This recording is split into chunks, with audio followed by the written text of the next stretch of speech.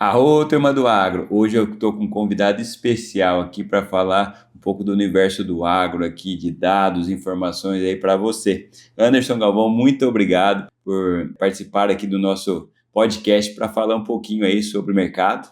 O Anderson, que ele é diretor da Celeris Consultoria, tem uma bagagem de mais de 30 anos do agro, agrônomo aí, tem uma experiência fantástica. Tive a oportunidade de estar com ele numa palestra recente aí, convidei ele para que pudesse falar um pouco mais para nós aí desse mercado que assusta muitos aí, mas como ele disse, são ciclos, né? E para ciclos a gente tem ferramentas. Muito obrigado, Anderson. Obrigado, Rodrigo, pelo convite. Uma satisfação estar aqui conversando com vocês aí para o Viva Agro e compartilhar aí um pouco de informações e dados que permitam aí àqueles que nos assistem tomar decisões mais assertivas, planejar de forma mais tranquila e, consequentemente, navegar tempos turbulentos no setor agrícola brasileiro.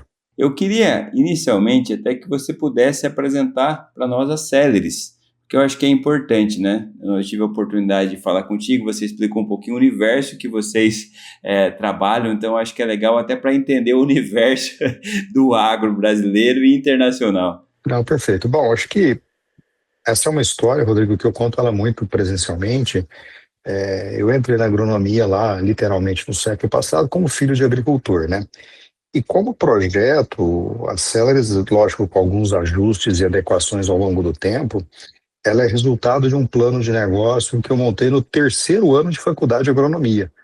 Então, nesse sentido, eu digo que eu sou bem feliz, porque primeiro que eu nunca tive dúvida que eu queria fazer agronomia. Segundo, que na agronomia eu desenhei um negócio que 30 anos depois eu estou trabalhando nele firme e forte, né? E o porquê disso tem muito a ver até com uma própria história familiar, né? Eu venho de uma família de agricultores e meu pai, com muitos agricultores que foram para o Cerrado lá no começo dos anos 80, por falta de tecnologia, por falta de gestão, por falta de informação, somadas às instabilidades políticas e econômicas lá dos anos 80 e 90, planos real, plano cruzado, plano Collor, plano verão e tudo isso, meu pai literalmente faliu algumas vezes, né, nessa combinação de fatores.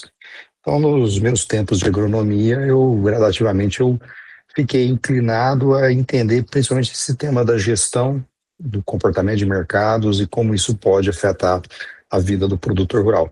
Então, isso é um pouco da motivação por trás, primeiro, do próprio curso de agronomia, segundo, para na agronomia ter encaminhado aí para o mundo da economia, finanças e gestão. Isso tem total conexão com a própria história familiar, que ela é comum, como eu disse, há muitos que foram para o Cerrado nos anos 80 e 90, né? Hoje você vê aí a pujança, você vê a riqueza que foi construída nessas regiões de até então fronteira, mas para cada um que deu certo, deve ter alguma dezena de outros que ficaram pelo caminho, né? Sensacional. E como que foi essa paixão aí por análise de dados aí? Na própria agronomia você conseguiu ter essa base aí ou você começou a buscar isso também através de algumas outras fontes? Rodrigo, mesmo hoje, literalmente no século XXI, 2025, 2026, boa parte das escolas de agronomia do Brasil, assim, de maioria absoluta, elas não dão a devida atenção para o tema das finanças, para o tema de negócio. Ela ainda forma, em 2026, agrônomos no sentido estrito da palavra, o agrônomo que entende de nutrição, de manejo de plantas daninhas, manejo de pragas. Ainda se dá pouca ênfase ao componente de negócio. E também, como eu falo muito nas minhas apresentações aí Brasil afora, né? Qualquer um que planta mais de 200, 300 hectares de uma cultura como soja, milho, eu sinto desapontá-los, mas eles não têm uma fazenda, eles têm uma fábrica de soja, eles têm uma fábrica de milho. Infelizmente, a grande maioria não trata seus negócios do ponto de vista de gestão econômica, financeira, como fábricas, tratam ainda como fazendas, às vezes até como sítios, né? Isso explica em boa parte também um pouco das dores e da própria volatilidade que a gente vê nesse setor. Então, dito isso, lá nos meus anos de agronomia, lá no começo dos anos 90, é, no curso de agronomia, eu fiz Federal de Uberlândia, não existia essa ênfase em dados, em pesquisa econômica e pesquisa de gestão voltada para o mundo agrícola. Então, no meio para o final de faculdade, aí na época com estágios, eu vim para São Paulo e fui trabalhar numa consultoria especializada na época em economia e mercados, a FNP Consultoria, que hoje já não está mais atuante, exatamente para suprir essa lacuna que a formação tradicional do engenheiro agrônomo não fornecia lá nos anos 90, e receio dizer que, para boa parte das escolas de agronomia do Brasil, continua não fornecendo essa informação para os alunos que estão no curso. Perfeito. Importante isso, esse olhar, né? Afinal, é engenharia agronômica, né? Parte de engenharia de dados aí, eu acho que é um fundamento, né? Hoje em dia, em várias palestras que você vai, assim, eu acho que é unânime a importância de análise de dados aí para o negócio do agro, não somente do agro, mas em especial do agro. E falando em cenário, queria trazer aqui um pouquinho sobre geopolítica global. Quais são os principais pontos que o produtor precisa assim, acompanhar na geopolítica global que afeta diretamente na venda aí, ou quando vender, né? Ou até na questão da aquisição de insumos nos tempos aí de agora? Na medida em que o Brasil se tornou uma potência agroexportadora a partir de uma combinação de evolução tecnológica, maturação dos negócios, demanda global, é fundamental para que o agricultor entenda quais são as forças que efetivamente definem ou ajudam a determinar o preço da soja, a taxa de câmbio, o preço da energia, que por sua vez afeta fertilizantes assim afora. Uma leitura precisa, constante e permanente das questões geopolíticas é fundamental, ou se tornou fundamental para a agricultura brasileira, no contexto que a gente vive hoje. Então, por exemplo, se vocês olharem agora nas notícias, estão aí uma sensação quase pré-conflito, com os Estados Unidos acumulando aí ativos militares no entorno do Golfo Pérsico, no Mar Vermelho e no Mediterrâneo, com um possível ataque ao Irã, em represália lá, ou em resposta à supressão ou a quase o massacre que as autoridades iranianas fizeram nos manifestantes lá, coisa de 3 semanas atrás. E aí você pode pensar, mas isso está tão distante do Brasil, não tem relevância, não tem impacto nenhum. É um engano, por quê? Primeiro, apesar do a gente ver frequentemente ser dito que o agronegócio brasileiro coloca saldos brutais, e de fato coloca, de exportação. Então, o ano passado mesmo, com toda a guerra tarifária do Trump contra o mundo, o agronegócio brasileiro colocou um saldo de praticamente 150 bilhões de dólares pelo quarto ano consecutivo. Porém, isso é só a conta que a gente chama do agronegócio puro, né? Exportação de produtos agrícolas e importação de produtos agrícolas. No entanto, eu sempre trato, ou passei a tratar há alguns anos, a agricultura brasileira de uma forma muito semelhante com a Embraer. A Embraer é uma grande exportadora do Brasil, exporta aviões. Mas para exportar aviões, ela importa também uma série de elementos que são montados no Brasil, agregado valor no Brasil e exportado. Então, de forma muito análoga, o agronegócio brasileiro é uma montadora. Ele importa fertilizante, ele importa combustível, ele importa algumas tecnologias e serviços e monta esses insumos ou matérias-primas na condição de clima que a gente tem no Brasil, na condição de terra que tem no Brasil, e reexportamos produtos semi-acabados ou até mesmo acabados, né? Na forma de alimentos e outros produtos aí de origem do setor agropecuário. Bom, o funcionamento do comércio global, o entendimento desses fluxos geopolíticos, eles são fundamentais para definir, por exemplo, existe risco de suprimento de fertilizante no Brasil? Se pegar numa média aí dos 3 macronutrientes, nitrogênio, fósforo e potássio, o Brasil importa mais de 70% desses produtos. E tem aquela discussão, mas a gente deve desenvolver a indústria de fertilizantes no Brasil. Sim, a gente deve desenvolver a indústria de fertilizantes no Brasil, principalmente como um rédio, como uma proteção a possíveis instabilidades geopolíticas. Mas o fato é que uma tonelada de cloreto de potássio que vem da Bielorrússia ou de algum outro fornecedor global, uma tonelada de MAP que vem de algum outro fornecedor global, ela chega no Brasil muito mais barato, mesmo essas condições de incerteza, do que se fosse produzido aqui no Brasil. Então, ser competitivo como nós somos na agricultura numa perspectiva global, depende, inclusive, talvez até principalmente, de importar insumos que, se nós mesmos fôssemos produzir, nós não seríamos tão competitivos. Então, colocando em síntese, Rodrigo, entender essas dinâmicas, como é que as forças geopolíticas estão se realinhando, é fundamental para antever ou planejar o futuro da agricultura brasileira nos próximos 5, 10, 15, 20 anos. Perfeito. E falando em médio prazo, hoje aí com essa taxa de câmbio que, que vem variando, qual que é o cenário que o produtor vai enfrentar nessas próximas safras e o que ele tem que olhar para isso? Como eu comento com muita frequência, a produção e comercialização de commodities, sejam ela agrícola, mineral, energética, elas são predominantemente determinadas por ciclos econômicos. Então, a gente teve um ciclo de alta de commodities, em especial as agrícolas, no começo da pandemia, até mais ou menos ali 2022, 2023, que também teve como fato relevante no período a invasão da Ucrânia pela Rússia. Antes disso, a gente teve um ciclo de alta de commodities lá de 2008, 2009 até 2012. Então, são movimentos de ciclo.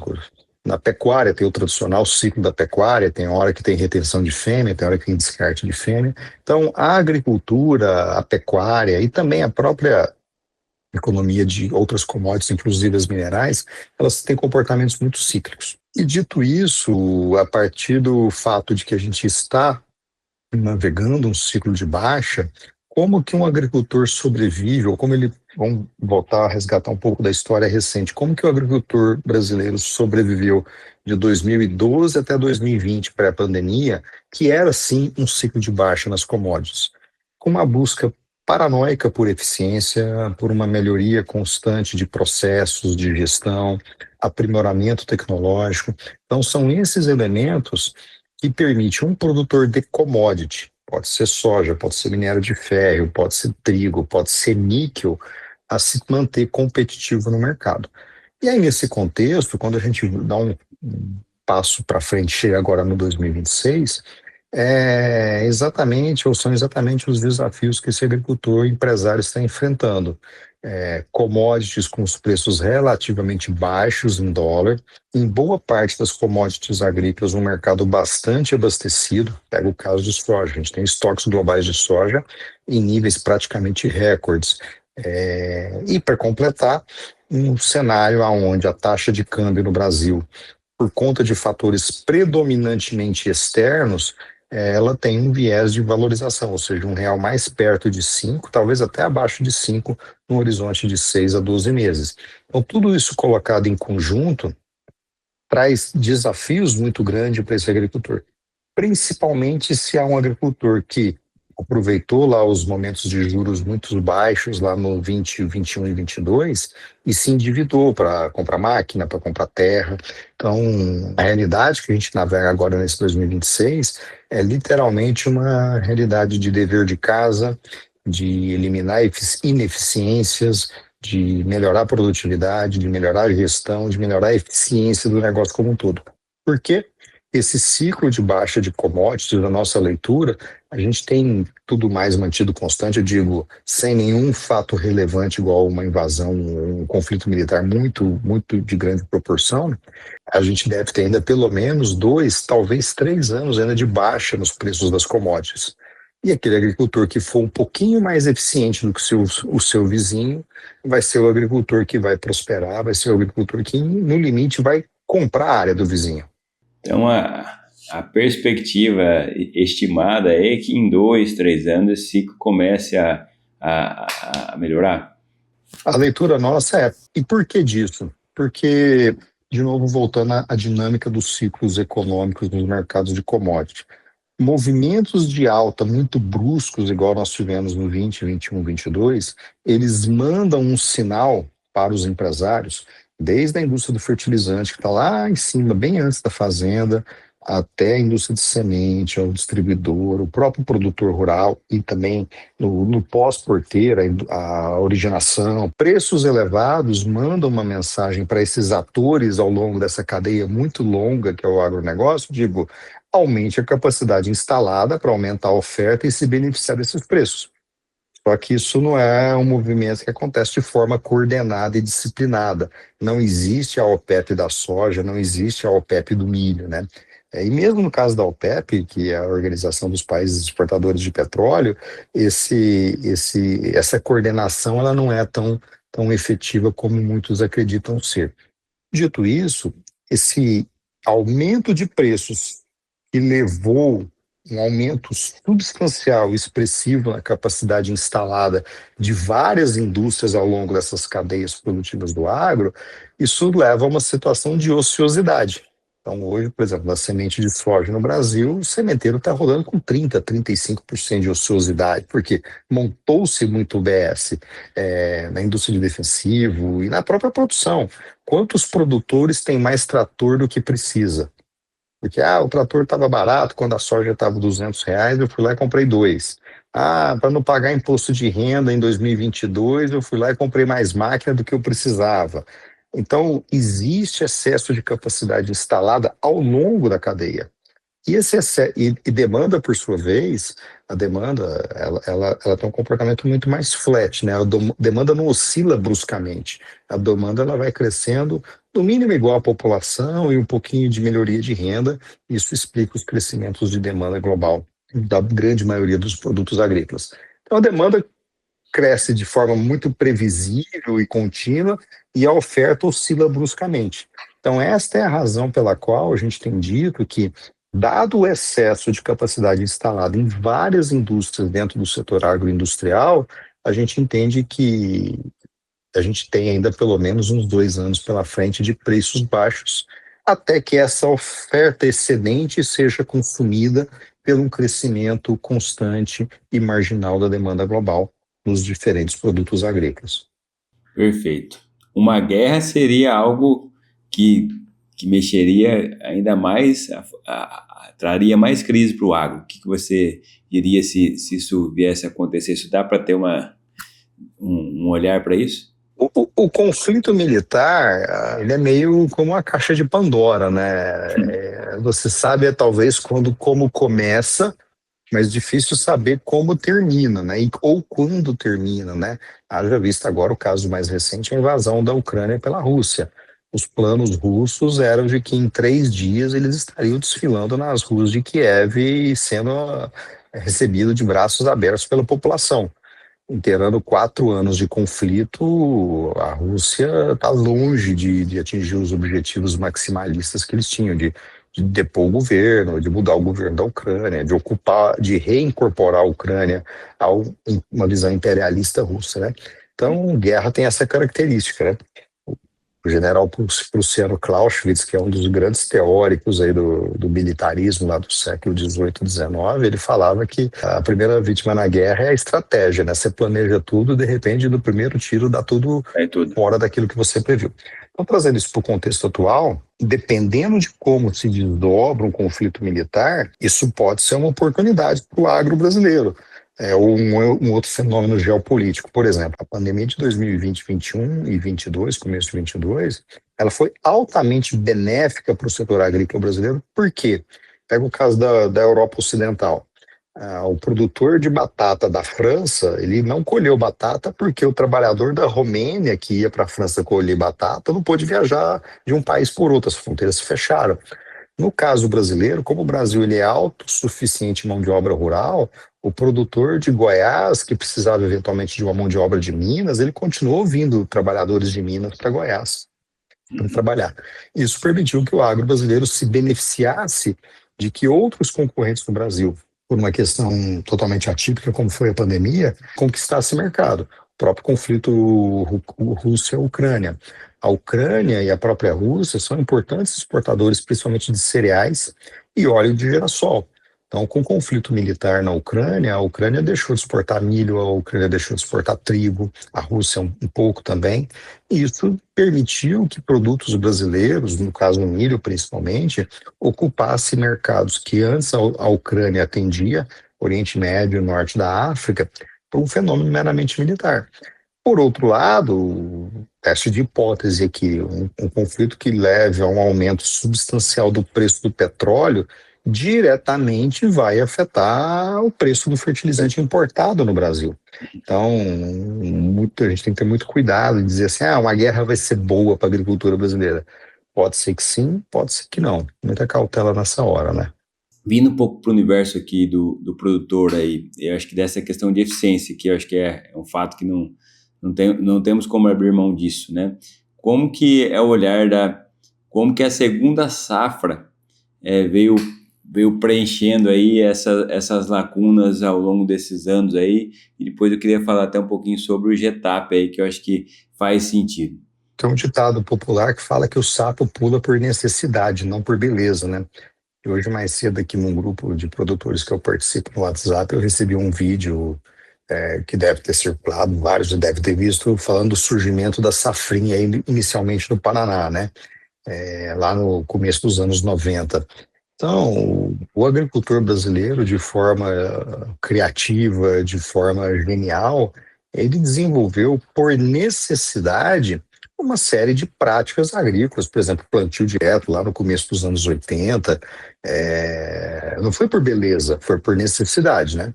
E a safrinha também não foi diferente. A safrinha ela surge num contexto de estabilidade econômica, preços baixos e necessidade de fazer alguma coisa para melhorar a renda da atividade. Muito bem, o nome safrinha, como o diminutivo indica, é porque era uma pequena proporção do milho produzido no Brasil vinha da segunda safra. E hoje estamos com o sinal trocado, né? A safra verão é a safrinha e a safra inverno é a safrona, né? E aí, também um ponto de bastante importância é que teve uma fase no Brasil, até não muito tempo atrás, de que terra agrícola era barata. E terra agrícola barata, ou terra barata, já não existe em nenhum lugar do Brasil. Se você for no Acre para comprar terra, ela vai ser cara. Se você for em Roraima, que é uma fronteira agrícola, para comprar terra, ela vai ser cara. Talvez não tão cara quanto é, por exemplo, uma terra nobre de Guarapuava, ou de São Paulo, Minas e até mesmo Mato Grosso. Mas não é uma terra barata mais, né? Então, o custo de oportunidade da terra no Brasil se tornou tão elevado, e aí não só da terra, mas também as outras infraestruturas que são necessárias à produção, sobretudo máquinas e equipamentos, que o agricultor obrigatoriamente precisa buscar formas de otimizar seu fluxo de caixa, de gerar mais fluxo de caixa durante o ano calendário, durante o ano fiscal. E isso leva, portanto, a uma necessidade brutal de uma segunda e uma terceira safra na sua propriedade. E à medida em que as tecnologias, seja do ponto de vista de genética, seja do ponto de vista de manejo, e a própria capacidade instalada de máquinas que permite janelas de plantio mais eficientes, à medida em que essas tecnologias foram melhorando, hoje é possível sim fazer uma segunda e, dependendo da região, até uma terceira safra, com níveis razoáveis de produtividade e rentabilidade, desde que ancorados em boa tecnologia e boa gestão. Perfeito. Aproveitando o gancho de segunda safra, queria falar um pouquinho sobre o Getap, né? Você como um idealizador do Getap, queria que você explicasse um pouquinho como que nasceu o Getap e os aprendizados aí com o Getap, que é esse grupo tático de aumento de produtividade, né? O Getap, né, como você disse, o grupo tático para o aumento da produtividade do milho, ele tem uma história que começa bem mais lá atrás, lá em 2007, quando a gente, na época, ajudou e participou aí do surgimento do SESB, que é o Comitê Estratégico da Soja Brasil, fazendo a ressalva que já há alguns anos eu não tenho nenhum envolvimento direto com o próprio SESB, né? E qual era o desafio lá em 2007? A produtividade da soja no Brasil estava mais ou menos estagnada em 45, 48, alguns beliscando 50 sacas de soja por hectare, e a indústria e o setor de pesquisa e desenvolvimento, inclusive Embratas, universidades e fundações, entendiam que o teto produtivo da soja estava muito além desses elementos, desse nível de 45, 50, faltando então ter uma maior identificação e divulgação das tecnologias que poderiam levar a soja a saltar desse patamar produtivo. E aí começa o SESB lá em 2007, 2008, e hoje aí vai já um projeto super consolidado e que mostrou nesse período que os tetos produtivos da cultura da soja no Brasil, eles eram e são muito mais elevados. Muito bem, 2007, 2008, o Brasil estava possivelmente no segundo ano de exportação de milho, porque começou pelas algumas cooperativas aí no Paraná, e não tinha mercado, começou a crescer um pouquinho, aumentava um pouquinho a produção, sobrava milho, o preço do milho derretia. Então, o mercado do milho naquela ocasião não tinha os incentivos econômicos e mercadológicos corretos e adequados para que o agricultor pudesse investir pesadamente em tecnologia e gestão, né? E pulando então do 2007 para cá, o que que acontece, né? A história do sapo pulando pela necessidade, não pela beleza, né? O manejo agronômico da segunda safra foi melhorando, a produtividade foi crescendo, o Brasil se consolida como um exportador de milho relevante. E lá em 2012, a gente fez, na época, um estudo na consultoria apontando a possibilidade barra oportunidade para que o Brasil se tornasse relevante na produção de etanol de milho. E um amigo meu que era executivo de uma grande multinacional, aí na época falou, você tá louco, isso não faz sentido, o cana é muito mais eficiente do que milho para a produção de etanol. Fato é que possivelmente a primeira indústria de grande porte de etanol de milho no Brasil, a FS, fundada em Lucas do Rio Verde, que começa a operar no final de 2004, começo de 2015, se não me falha a memória. Então, isso para mim marca o começo da indústria do etanol de milho, ou abrangendo um pouco mais etanol de cereais no Brasil. Então, é uma indústria que tem 10 anos de existência. E o ano passado, 2025, essa indústria já representou praticamente 20% de todo o etanol produzido no Brasil. Então, colocando isso em contexto, o Brasil é um país altamente relevante na produção de proteína animal, aves, suínos e bovinos. O Brasil se torna um exportador estrutural de milho a partir de 2010, 2012. E depois, a partir de 2015, o Brasil também entra no mercado de produção de etanol base cereais, com foco no milho. Isso nos levou lá em 2000, final de 19, começo de 20, a um outro estudo de cenário de longo prazo, que mostrava o seguinte: em 2020, o Brasil estava produzindo 100 milhões de toneladas de milho, entre verão e inverno, quase 100, 98, uns quebradinhos, quase 100. E na nossa leitura, para 2030, nesses componentes da demanda para a produção de alimentação animal, na demanda da exportação e na demanda para etanol, o Brasil teria que sair de 100 para 200 milhões de toneladas de milho de produção, o que parecia algo extraordinário, né? Dobrar a produção de milho no Brasil. Então, lá em 2020, a gente então visualizou a necessidade de entender quais são os agricultores no Brasil, e a gente sabia que esses agricultores existiam de pesquisas e estudos dentro da consultoria, que estavam com nível de produtividade muito acima do que a Conab diz nas suas estatísticas oficiais, que a produtividade média de milho no Brasil é 5.800, 6.000 quilos por hectare. Então, o projeto GETAP nasce lá no final de 21 com o mesmo propósito, com a mesma pegada que a gente viu o surgimento do SES lá em 2007. Existia já em 2020, 2021, pacote tecnológico, gestão agronômica, maturidade do produtor rural para níveis de produtividade de milho muito acima daquilo que as estatísticas oficiais apontavam e reportavam. E aí nasce o projeto GETAP nesse contexto, Rodrigo. Muito bom. Falando no GETAP, aqui vocês têm um relatório SOMA que vocês desenvolvem dentro do GETAP, certo? Que vocês pegam todas essas informações aí para que possa ser útil para o produtor.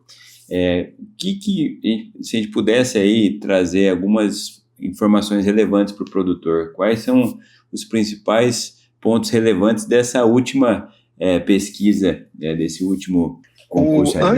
Antes de falar do SOMA, acho que é importante ter em mente um seguinte elemento no GETAP, né? O campo de milho que é inscrito no GETAP, ele tem que ter uma área entre 3 e 5 hectares, aproximadamente, mas obrigatoriamente ele tem que fazer parte de um talhão comercial. Eu não posso montar um campo de experimento, um lado a lado. Somente para isso. Não, ele tem que ser um campo que está registrado com coordenadas, latitude e longitude, ele obrigatoriamente tem que fazer parte de um talhão comercial, de tal sorte que esse campo reflita o manejo agronômico do talhão como um todo. Obviamente, o agricultor vai escolher a parte do talhão que está melhor para disputar o concurso. Mas, por exemplo, a gente vê no ano passado, no inverno do ano passado, ganhadores aí com seus 250 sacas de milho por hectare no sequeiro, no Mato Grosso, no campo do Getap. Mas o talhão, eu lembro de um caso de um talhão de quase 200 e poucos hectares, que fechou com produtividade de 290, perdão, 190, quase 200 sacas de milho. Ou seja, o teto que está dentro daquele talhão não ficou muito diferente da média do talhão, que é uma média muito expressiva. Então, acho que esse é o primeiro elemento. E aí, fazendo a conexão com o relatório Soma, um tema que a gente sempre bateu muito, e eu falo isso nas minhas apresentações aí, que a gente não pode, em hipótese alguma, confundir produtividade com produtividade. Não me adianta colher 300 sacas de milho por hectare e gastar 350, você vai estar perdendo dinheiro. Eu digo isso muito também, né, que o agricultor, numa visão empresarial barra industrial, ele deve ou deveria perseguir margem e não preço e ou produtividade. Então, o relatório Soma, no final do dia, o propósito dele é, primeiro, tabular todos esses dados que vêm nos campos auditados para permitir que aquele agricultor que está inscrito no GEDAP, primeiro, consiga se comparar. Aonde eu estou acertando? Aonde eu estou errando? Aonde eu estou gastando mais? Aonde eu estou bem? Então, o relatório Soma traz esses elementos compilados para permitir que, individualmente, cada agricultor se compare com as médias regionais, estaduais e assim por diante. E com o intuito, principalmente, de apontar rentabilidade. Rentabilidade do ponto de vista econômico, também sustentabilidade do ponto de vista tecnológico. E aqui não vou nem entrar ainda no mérito da sustentabilidade ambiental, que ela também é importante. Por quê? Como eu disse, não adianta eu colher 300 sacas de milho perdendo dinheiro. Não adianta eu colher 300 sacas de milho com uma tecnologia agronômica que ela não é viável, que ela não é sustentável. E também não adianta eu colher 300 sacas de milho por hectare cometendo algum crime ambiental, porque em algum momento isso vai gerar problema, por exemplo, na exportação brasileira, ou na indústria de etanol brasileira, ou na indústria de proteína animal brasileira. Então, o relatório Soma, no final do dia, ele trata desses três componentes: o componente agronômico, que tem que ser sustentável do ponto de vista técnico para entregar uma dada produtividade, o componente econômico, ou seja, esse pacote agronômico tem que me entregar margem, e a margem que eu tenho aqui nesse negócio, ela também tem que estar alinhada com uma responsabilidade socioambiental. Por quê? É, o bom de ficar velho é que a gente vai vendo histórias acontecendo, né? Se a gente voltar 20 anos no tempo, a gente estava vivendo um boom de etanol de cana, lá em 2005, 2006 e 2007. Eu me lembro que em 2005 eu estava participando de uma conferência em Londres, no Reino Unido, e naquela ocasião a grande vidraça era a produção de cana. O Brasil vai parar de produzir alimentos para fazer etanol, para plantar cana, e a gente não come cana. É o desafio lá, food and fuel, né? E que a cana brasileira não é sustentável, ou seja, esse era o grande mote. A partir do momento que o Brasil se torna também relevante na produção de cana, ou seja, a gente não produziu, não parou de produzir alimentos, continuou produzindo cana para fazer etanol e açúcar, mas cresceu na produção de soja, a vitrine passou a ser a Amazônia e a soja. Se você come um hambúrguer do McDonald's que foi alimentado com farelo de soja, que a carne foi produzida com farelo de soja brasileiro, você está ajudando a desmatar uma árvore na Amazônia, uma bobagem sem tamanho, né? Então, a soja passou a ser a grande vitrine. E agora, a partir do momento que o Brasil também se torna relevante na exportação de milho e começa a ser relevante também na produção de etanol de milho, Vai muito vir pedrada. provavelmente vai vir pedrada na produção de milho brasileira. Então, esse é um dos outros elementos do GETAP, do próprio relatório Soma. O setor agrícola brasileiro, de forma preventiva e proativa, já deve falar assim: ó, a gente produz sim muito milho por hectare, mas com uma pegada de carbono muito eficiente, com um compliance muito grande com as leis ambientais no Brasil, que são extremamente restritivas, extremamente sérias. Então, somando então esses três elementos: tecnologia agronômica, rentabilidade econômica e sustentabilidade ambiental, são temas tratados aí dentro do relatório Soma. Sensacional. Até tive a oportunidade em dezembro de visitar, aliás, em outubro, de visitar uma fazenda que foi premiado do Matheus Pazinato lá, e um dos pontos que ele trouxe foi: a gente participa justamente porque a gente acaba elevando a média da fazenda, não é? Independente de ser campeão ou não, é claro que eles, eles buscam isso, né? Mas o mais importante é que todas as técnicas aplicadas ali, esse olhar de todas as frentes, em especial de margem, faz com que ele melhore a cada dia, tenha margens melhores e consiga evoluir ali a fazenda ali. E aqui, Rodrigo, tem um componente muito interessante que é característica deste negócio, da produção agrícola, né? Você já imaginou o pesquisador da Samsung batendo lá na porta da Apple para trocar uma ideia se a tecnologia da tela pode ser trocada entre a Apple e a Samsung? Isso nunca vai acontecer, por quê? É um tema de competitividade industrial no limite. Perfeito. Na agricultura, esse relacionamento entre agriculturas ele não existe, pelo contrário. Se os meus vizinhos também produzirem bem, isso vai ser benéfico para o meu negócio. É um comportamento muito mais colaborativo. Por quê? Se todos os meus vizinhos numa dada micro-região produzirem bem, vai aumentar a produção local, vai incentivar alguém a colocar de repente um armazém ou uma indústria, isso beneficia mutuamente a todos. Então, tanto o GETAP quanto o SESB e outros concursos de produtividade, eles têm essa característica que permite que os agricultores troquem figurinhas e de forma mútua e coletiva todos melhorem a sua eficiência. Muito bom. E ainda, entrando ainda no Soma, se a gente pudesse fazer um resumo, se você, olhando ali a média, olhando os dados, para o produtor ali, o que você pode levar ali de dor ali e de uma dica aí para as próximas safras de milho? O fato mais relevante, Rodrigo, do homem, eu diria do GETAP como um todo, é o seguinte: o agricultor que colhe 200 sacas de milho por hectare, ele não gasta muito mais do que o agricultor que colhe 130. Os gastos são praticamente os mesmos ou muda muito pouco. Interessante. O que nos leva à seguinte indagação: qual é a diferença então? No final, a grande diferença que a gente vê é a gestão de pessoas e processos. Uau. Gestão de pessoas e processos é provavelmente o grande diferencial de sucesso. Não importa se é uma fazenda, não importa se é um carrinho de cachorro-quente, não importa se é uma fábrica de automóveis. Então, quando a gente pega dados compilados no relatório Soma através das amostragens aí do concurso GETAP, a gente vê que explorar a eficiência, ou seja, tirar mais quilos de milho ou de soja de cada ponto de nutriente que foi colocado no solo, ele depende principalmente da gestão de pessoas e processos. Um atraso na janela de plantio, um atraso numa pulverização ou um equipamento mal regulado faz toda a diferença no atingimento da produtividade. Ah, mas tem o clima aqui. Cara, o clima, a gente viu, por exemplo, no próprio oeste da Bahia e outras regiões da fronteira, que a partir do momento que o agricultor dominou a técnica, fez os investimentos corretos no solo, ele mitigou em muito a incerteza climática. Não vai ser zero o risco climático, mas ele é muito mais mitigável.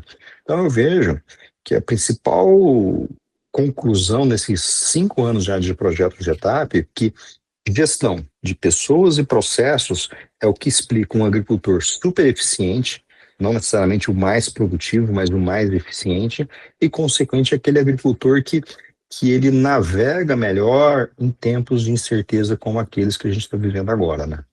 Anderson, queria falar um pouquinho sobre soja. Soja agora vai vir provavelmente uma outra safra recorde aí.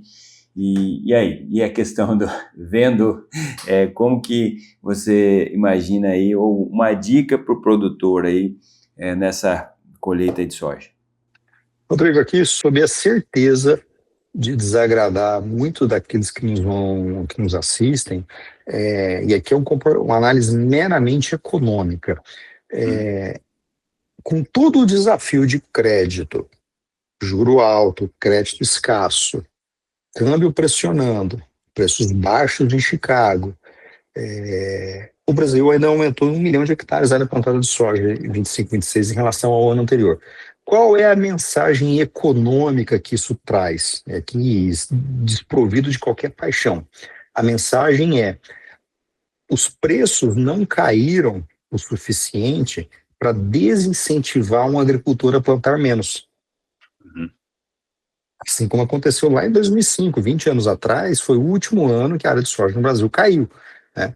Então, nesse contexto que você vê, o estoque global de soja crescendo, preços caindo, e o agricultor brasileiro plantando mais, a conclusão empírica aqui é que a eficiência, sem nenhuma planilha Excel por trás, está muito alta.